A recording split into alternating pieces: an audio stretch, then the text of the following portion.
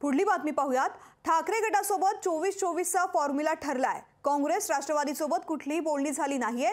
वंचितला मवियामध्ये यायचं आहे असं प्रकाश आंबेडकर यांनी म्हटलंय। काँग्रेस आणि राष्ट्रवादीने वंचितला स्वीकारलं नाही। काँग्रेसची भूमिका दुतोंडी असल्याचं प्रकाश आंबेडकर यांनी म्हटलेलं आहे।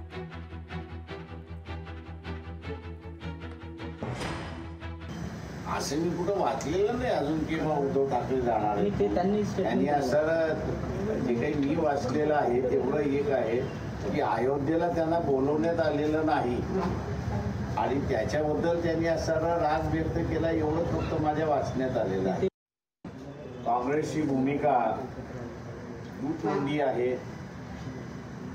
आपणच आता सांगितलं, त्याच्यामुळे न कॉमेंट केलेली बरी, एवढीच ती बघतो।